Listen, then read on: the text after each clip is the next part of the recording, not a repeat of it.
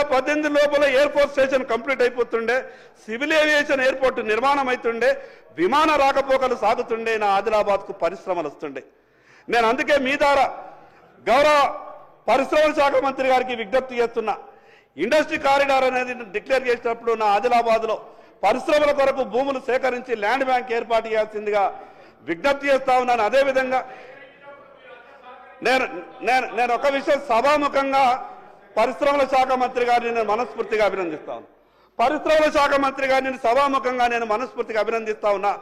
నేను ఒక శాసనసభ్యునిగా వారి దగ్గరికి ఒక విషయం మీద వెళ్ళిన అధ్యక్ష, స్వయాన వారు ఢిల్లీకి వచ్చారు అధ్యక్ష. వారు ఢిల్లీకి వచ్చారు, నేను కాదన. వచ్చి మీరు మంత్రి గారు కూడా చెప్పిండ్రు, రాష్ట్ర ప్రభుత్వం నుంచి పూర్తిగా సహకారం అందిస్తామని అన్నారు. దానికి మీకు ప్రత్యేకంగా ధన్యవాదాలు తెలియజేస్తా ఉన్నా. అధ్యక్ష, నా ఆదిలాబాదులో పరిశ్రమలు రావాలంటే అక్కడ ఎయిర్పోర్ట్ నిర్మాణం కావాలి. అక్కడ ముడి సరుకుంది, అక్కడ సున్నప్రాయి భారతదేశంలో ఏ రాష్ట్రంలో లేనటువంటి క్వాలిటీ లైమ్ స్టోన్ ఉన్నది. అక్కడ మ్యాంగనీస్ ఓర్ ఉన్నది, అక్కడ డోలోమైట్ ఉన్నది, అక్కడ క్వార్జైట్ ఉన్నది. రకరకాల ఖనిజ సంపద ఉన్నటువంటి నా ఆదిలాబాద్లో ఎయిర్పోర్టు నిర్మాణం అయితే నా ఆదిలాబాద్కు పరిశ్రమలు వస్తాయి, వెనకబడ్డటువంటి ఆదిలాబాద్ బాగుదరుతుంది. అధ్యక్ష, ఇంకొక విషయం చెప్పదలుచుకున్నా. అక్కడ ఎయిర్పోర్ట్ రావడానికి ఈ రాష్ట్ర ప్రభుత్వం రూపాయి ఖర్చు లేకుండా ఒక అవకాశం ఉన్నది. కేంద్ర ప్రభుత్వం అడుగుతున్నది, ఇప్పటికీ అడుగుతున్నది. నేను మొన్న రక్షణ శాఖ మంత్రి గారి దగ్గరికి నేను మా ఎల్పీ నాయకులు మహేష్ రెడ్డి గారు మేము వెళ్ళి అక్కడ మేము మాట్లాడినప్పుడు రాష్ట్ర ప్రభుత్వంతో ఉత్తరం రాయించండి, మేము పూర్తిగా సహకరిస్తామని చెప్తా ఉన్నారు. ఇప్పటికీ 5 నుంచి 6 వేల కోట్ల రూపాయలు కేంద్ర ప్రభుత్వం పెట్టుబడి పెట్టడానికి సిద్ధంగా ఉన్నది. కాబట్టి ఈ రాష్ట్ర ప్రభుత్వం వెంటనే ఉత్తరం రాయాల. గతంలో ప్రభుత్వం సహకరించలేదేమో కానీ మేము సహకరిస్తాం, మీకు అన్ని రకాలుగా భూమి సేకరించిస్తామని ఉత్తరం రాస్తే అక్కడ ఎయిర్ ఫోర్స్ స్టేషన్ వస్తుంది. దాని ద్వారా సివిలేషన్ నిర్మాణానికి వాళ్ళకు పర్మిషన్ కూడా వాళ్ళే కట్టిస్తారట. దాని ద్వారా పరిశ్రమలు వచ్చేటటువంటి అవకాశం ఉంటుంది. కాబట్టి ఆ రకంగా ప్రభుత్వం సహకరించాలని మీ ద్వారా విజ్ఞప్తి చేస్తున్నాం అధ్యక్ష. పరిశ్రమలంటే వ్యవసాయ శాఖ మంత్రి గారికి మీ ద్వారా ఒక విజ్ఞప్తి చేస్తా ఉన్నా అధ్యక్ష. ఆదిలాబాద్ అంతా కూడా వ్యవసాయం మీద ఆధారపడ్డటువంటి ఆదిలాబాద్. అక్కడ వ్యవసాయ ఆధారిత పరిశ్రమలన్నీ ఇప్పటికే 190% మూతపడ్డాయి. ఒకప్పుడు పత్తి అంటేనే ఏసియా మార్కెట్లోనే 2వ స్థానంలో ఉన్నటువంటి నా ఆదిలాబాద్ ప్రభుత్వాలు సహకరించక, పరిశ్రమలకు సబ్సిడీలు ఇవ్వక ఈ ఉన్నటువంటి పరిస్థితులలో 190% మూతపడ్డాయి అధ్యక్ష. రైతులు బాగా బాధపడుతున్నారు అధ్యక్ష. ఆ ఇండస్ట్రీ అంతా కొలాప్స్ అయింది. పక్కనున్నటువంటి మహారాష్ట్రలో నేపియర్ గడ్డితో వాళ్ళు కొన్ని ప్లాంట్స్ ఏర్పాటు చేస్తా ఉన్నారు. వ్యవసాయ శాఖ మంత్రి గారికి విజ్ఞప్తి చేస్తా ఉన్నా, పక్కనున్నటువంటి ఆ మహారాష్ట్రకు రైతులను పంపి, మీ అధికారులను కూడా పంపి అటువంటి ఇండస్ట్రీ ప్రతి జిల్లాకు ఒక 4-5 ఏర్పాటు చేస్తే తక్కువ ఖర్చుతో అవుతుంది, వేలాది మంది రైతులకు లాభం జరుగుతుంది. కాబట్టి ఆ రకంగా ఆలోచించాలని మీ ద్వారా విజ్ఞప్తి చేస్తున్నాను అధ్యక్ష. ఎస్సీ వర్గాలకు సంబంధించినటువంటి ఎవరి బాధ చెప్పినా అధ్యక్ష, ఇక ఏమన్నా అంటే ప్రభుత్వంలో ఉన్నటువంటి పెద్దలు బాధపడుతున్నారు. గతంలో జరిగింది అన్యాయం అంటే గతంలో పాలించిన వాళ్ళు బాధపడుతున్నారు. ఇంకెవరిని అనగలుగుతాం అధ్యక్ష? 10 ఏళ్ళు పాలించిన వాళ్ళు అన్యాయం చేసి దాని గురించి అనగలుగుతాం. 15 నెలలుగా చేస్తానన్నటువంటి పనులు చేయక ప్రజలకు ఇబ్బంది పెడుతున్నటువంటి వీళ్ళని అనాల్సి వస్తుంది. ఈ ఇద్దరిని తప్ప మిగతా వాళ్ళని ఎవరినంటాం అధ్యక్ష? ఇది వాస్తవాలు, జరిగినటువంటి అన్యాయం కదా, జరుగుతున్నటువంటి అన్యాయం కదా. అన్యాయం మీద మాట్లాడేటప్పుడు, మాకు జరిగినటువంటి అన్యాయం గురించి చెప్పేటప్పుడు గతంలో పాలించిన వాళ్ళ ఈరోజు పరిపాలన కొనసాగిస్తున్నటువంటి పార్టీలని అనుకుంటే మిగతా వాళ్ళని ఎవరంటాం అధ్యక్ష? మా దళితులంటే ఎంత ప్రేమ ఈ పార్టీల కంటే.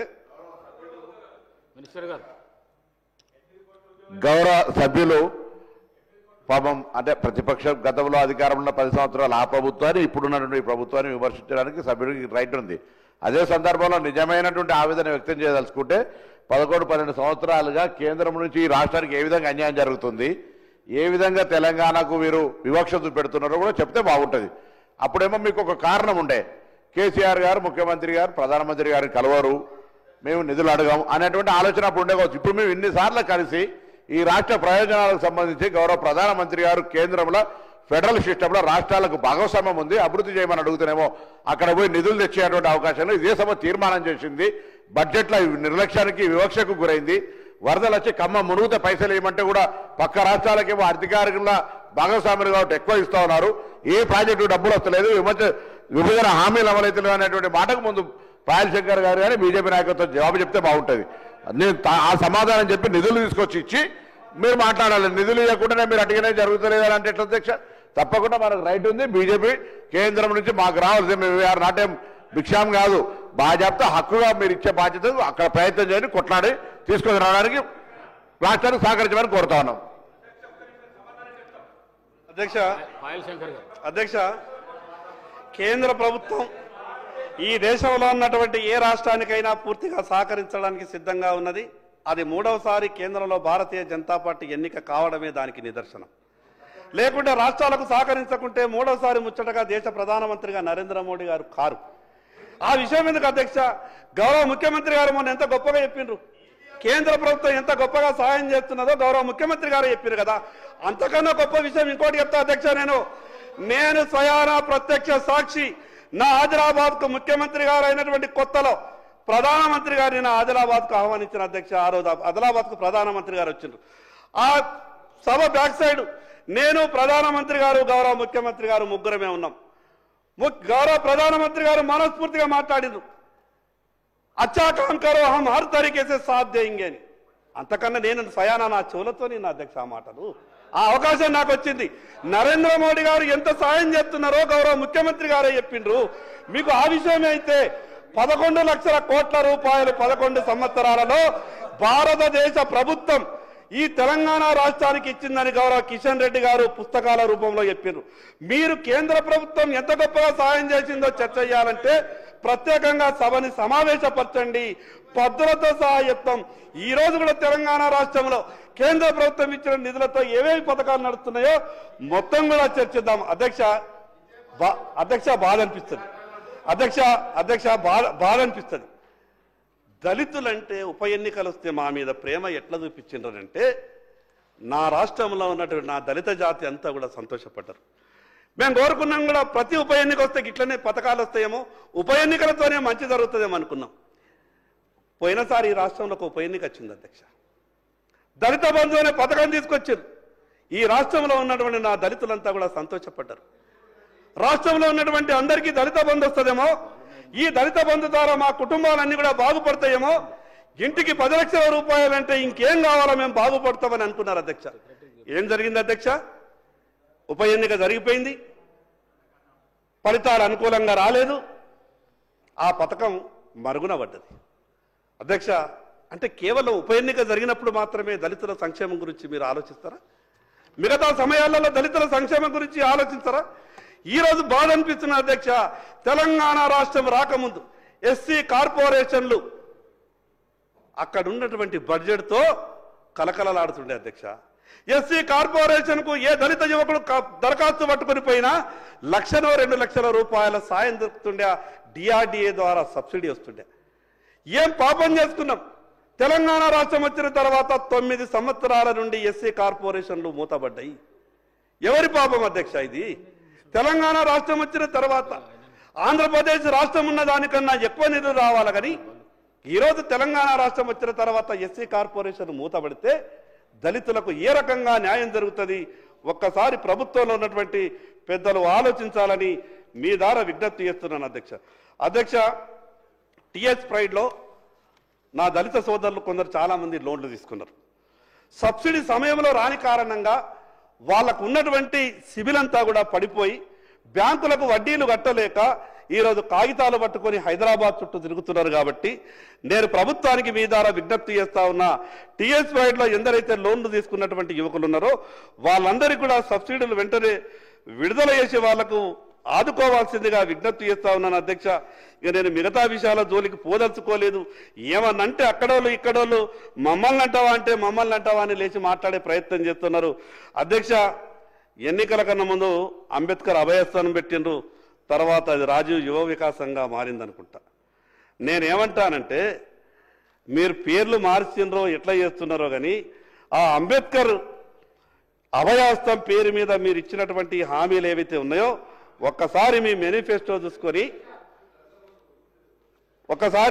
ఒకసారి ఈ యువ వికాసంలో అది వేరుగా కొనసాగిస్తారా, యువ వికాసంలో దాన్ని కలుపుతారా అనేది నాకు కొంత క్లారిటీ లేదు. కాబట్టి ప్రభుత్వం రిప్లైలో దాని మీద సమాధానం చెప్పాల్సిందిగా మీ ద్వారా విజ్ఞప్తి చేస్తున్నా.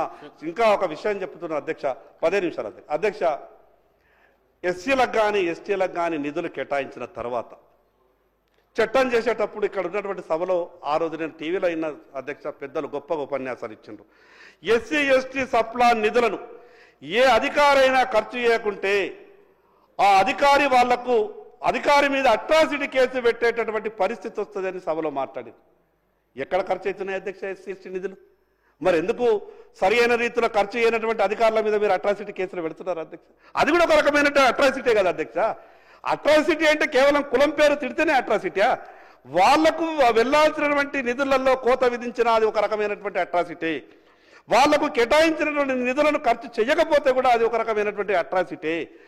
వాళ్ళ సంక్షేమం కొరకు బడ్జెట్లో ఇంత పెద్ద మొత్తంలో పద్దులు కేటాయించినప్పుడు చివరిగా ఆ పద్దు ఖర్చు కానప్పుడు వాళ్ళ పట్ల ప్రభుత్వం అట్రాసిటీ చేస్తున్నట్టే. కాబట్టి ఆ రకంగా పూర్తిగా ఖర్చు అయ్యే విధంగా ప్రభుత్వం చర్యలు తీసుకోవాలని మీ ద్వారా విజ్ఞప్తి చేస్తున్నాను అధ్యక్ష. అధ్యక్ష, చివరిగా ఒక మాట చెప్తున్నాను అధ్యక్ష. తెలంగాణ రాష్ట్రం రాకముందు అందరికీ ఆశ ఉండే అధ్యక్ష, తెలంగాణ రాష్ట్రం. ఎందుకంటే ఆ రోజు ఆశలు కూడా ఆ రకంగా అన్ని రాజకీయ పార్టీలు మాట్లాడినాయి. ఈ రాష్ట్రంలో 3 లక్షల ఉద్యోగాలు వాళ్ళు ఉన్నారు, ఇంకొక 3 మనం క్రియేట్ చేసుకుంటాం, వాళ్ళు వెళ్ళిపోయిన తర్వాత ఆ 3 ఈ 3 6 అయిపోతాయంటే నిజంగా 6 లక్షల ఉద్యోగాలు వస్తాయి అనుకున్నారు. ప్రభుత్వ ఉద్యోగాలు ప్రైవేట్కి ఇవ్వని, కానీ ఏ ఉద్యోగాలు ఎట్లొచ్చినాయో ఏమొచ్చినాయో నేను సంఖ్య జోలికి వెళ్ళా. కానీ అధ్యక్ష, ఈరోజు తెలంగాణ రాష్ట్రంలో అవుట్సోర్సింగ్ కాంట్రాక్ట్ అనే పదం వినిపించకూడదని, ఆ పదం లేకుండా చేస్తానని ఆనాడు పాలించినటువంటి ప్రభుత్వ పెద్దలు గొప్పగా మాట్లాడారు. ఏకంగా కాంగ్రెస్ పార్టీ టీఆర్ఎస్ కన్నా ఒక అడుగు ముందుకేసి ఈ రాష్ట్రంలో 12 యూనివర్సిటీలలో 20 సంవత్సరాలుగా కాంట్రాక్టు పద్ధతిపై పనిచేస్తున్నటువంటి దాదాపు 1200 మంది అసిస్టెంట్ ప్రొఫెసర్లను రెగ్యులరైజ్ చేస్తామని, కాని పక్షంలో ఉద్యోగ భద్రతతో కూడిన యూజీసీ పే స్కేల్తో వర్తింపజేస్తామని చెప్పిండ్రు. కానీ ఇంతవరకు జరగలేదు. కాబట్టి వారి గురించి గౌరవ ముఖ్యమంత్రి గారు పాజిటివ్గా ఆలోచించాలని మీ ద్వారా విజ్ఞప్తి చేస్తా ఉన్నా. అలాగే అధ్యక్ష, విద్యా వ్యవస్థలో గొప్పగా సేవలు అందిస్తున్నటువంటి సర్వశిక్ష అభియాన్కు సంబంధించినటువంటి 20,000 మందికి మీరిచ్చిన హామీలే అమలు చేయాలని, అదేవిధంగా అంగన్వాడీ టీచర్లు పడుతున్నటువంటి బాధలు, ఆశా కార్యకర్తల బాధలు, ఈరోజు రిసోర్స్ పర్సన్లుగా మున్సిపాలిటీలలో సేవ చేస్తున్నటువంటి వాళ్ళు, హోంగార్డులకు అనేకమైనటువంటి సమస్యలు ఉన్నాయి. వారిని కూడా వాళ్ళకున్నటువంటి సమస్యల మీద కూడా ప్రభుత్వం ఆలోచించాల్సిందిగా మీ ద్వారా విజ్ఞప్తి చేస్తా ఉన్నా అధ్యక్ష. పంచాయతీరాజ్ ఇది చాలా మూలస్తంభం అధ్యక్ష. గ్రామీణ వ్యవస్థ రాష్ట్ర అభివృద్ధికి మూలస్తంభం. గ్రామీణ వ్యవస్థ రాష్ట్ర అభివృద్ధికి, రాష్ట్ర ఆర్థికంకు మూల వ్యవస్థ అయినటువంటి పంచాయతీరాజ్ ఈరోజు కుప్పగూలిపోయింది అధ్యక్ష. ఏ గొప్ప ఆలోచనతోనైతే 73, 74వ రాజ్యాంగ సవరణ ద్వారా గ్రామ పంచాయతీలను, స్థానిక సంస్థలను గొప్పగా తీర్చిదిద్దుకుంటామని పార్లమెంట్లో చట్టమైందో, ఈరోజు గ్రామ పంచాయతీల మున్సిపాలిటీలని పరిస్థితి చూస్తే ఘోరం అనిపిస్తుంది అధ్యక్ష. గ్రామ పంచాయతీలలో ఎన్నికలు లేవు, చిల్లి గవ్వాలేదు. ఆ గ్రామ పంచాయతీకి ఇన్ఛార్జీలు ఉన్నటువంటి ఆఫీసర్లు వాళ్ళంతా కూడా పాపం చాలని జీతాలతోని వాళ్ళుంటే వాళ్ళే ఈరోజు ట్రాక్టర్లకు డీజిల్ వేయాలా, బల్బులు పెట్టాలా, ఈ రకంగా చిన్న చిన్న రిపేర్లకు కూడా డబ్బులు లేకుండా, చిల్లి గవ్వ లేకుండా గ్రామ స్వరాజ్యం ఆ రకంగా కొట్టుమిట్టాడుతున్నది. చివరికి అధ్యక్ష, పనులు చేసినటువంటి మాజీ సర్పంచులు బిల్లులు రాక, చేసిన అప్పులు కట్టలేక, అవమానాలు భరించలేక, నాయకుడుగా ఉండి నలుగురికి ధైర్యం ఇచ్చే సర్పంచే ఆత్మహత్య చేసుకున్నాడు అంటే ఒక్కసారి సభ ఆలోచించాలని మీ ద్వారా గౌరవంగా ప్రభుత్వానికి విజ్ఞప్తి చేస్తా ఉన్నాను అధ్యక్ష. వాళ్ళ బాధలు తీర్చాలా. చిన్న చిన్న పనులు చేసినటువంటి అమ్మ ఒడి కావచ్చు, మరి అదేవిధంగా ఈ ప్రభుత్వం వచ్చిన కొత్త పేరు పెట్టింది, పాఠశాలలు రిపేర్లు చేస్తే, పాఠశాలలో పనులు చేస్తే చిన్న చిన్న కాంట్రాక్టర్లకు బిల్లు వస్తలేవు అంటే దాని మీద ప్రభుత్వం ఆలోచించాలని మీ ద్వారా ప్రభుత్వానికి విజ్ఞప్తి చేస్తా ఉన్నాను అధ్యక్ష. సంక్షేమం గురించి చెప్పేటప్పుడు మీరు పద్దు మీదనే మాట్లాడాలా, మిగతా విషయాల మీద మాట్లాడితే పద్దుల మీద మీరు డీవియేట్ అయితే సమయం అంతా పోతుందని గౌరవ పెద్దలు చెప్పేటటువంటి ప్రయత్నం చేశారు అధ్యక్ష. నేను ఎందుకు ఆర్థికం మీద చెప్పినానంటే, బడ్జెట్లో పెట్టినటువంటి పద్దు మీద రాష్ట్ర ప్రజలకు బాగా ఒక రకమైనటువంటి నమ్మకం ఉంటుంది. ఎందుకు ఆ నమ్మకం ఉంటుందంటే అధ్యక్ష, ప్రభుత్వం మాట ఇస్తున్నది కాబట్టి ప్రభుత్వం మాట తప్పదేమో అనుకుంటాం. చాలా గొప్పగా చెప్తారు అధ్యక్ష. గతంలో మాట్లాడిన వాళ్ళు ఈ రోజు ఉన్నోళ్ళు ఏమంటారంటే తెలంగాణ రాష్ట్రాన్ని మేము ఎక్కడికో తీసుకెళ్ళినాం, 10 సంవత్సరాలు పరిపాలించాడు. అధ్యక్ష, ఈరోజు మనకున్నటువంటి జిఎస్టిబిలో తెలంగాణ రాష్ట్రం ఈరోజు మనకన్నా గొప్ప ఆర్థిక వ్యవస్థ మహారాష్ట్ర, మనకన్నా గొప్ప ఆర్థిక వ్యవస్థ ఒడిశా, గుజరాత్. వాళ్ళకు ఉన్నటువంటి జిఎస్డిపిలో 2024-25లో మహారాష్ట్ర 20% ఉన్నది అధ్యక్ష, ఒడిశా 12% ఉన్నది అధ్యక్ష, గుజరాత్ 15% ఉన్నది. తెలంగాణ ఎంత ఉన్నదో తెలుసా అధ్యక్ష? 45%. ఎట్లుంటుంది అధ్యక్ష? గొప్పగా చెప్తున్నారు కదా తెలంగాణ రాష్ట్రాన్ని అభివృద్ధి పథంలో ప్రయాణింపజేస్తామని. గతంలో పాలించిన వాళ్ళు చెప్పారు, ఈ రోజు పాలిస్తున్న వాళ్ళు చెప్పారు. ఇంత గొప్పగా మీరు పరిపాలిస్తే ఈ భారత దేశంలో ఏ దేశం చేయనటువంటి అప్పు చేశారు కదా. ఎఫ్ఆర్బిఎం తెలవ అధ్యక్ష కామన్ మెన్ కు, జిఎస్డిపి తెలవ అధ్యక్ష కామన్ మెన్ కు. అప్పులు ఏ రకంగా వస్తాయో తెలియదు అధ్యక్ష. ప్రభుత్వం ఏర్పడ్డ తర్వాత మా మంచి గురించి ఆలోచిస్తాయన్న విషయం మాత్రమే తెలుస్తాయి అధ్యక్ష. అధ్యక్ష, ఎఫ్ఆర్బిఎం కు సంబంధం అధికారులు ఎందుకు అధ్యక్ష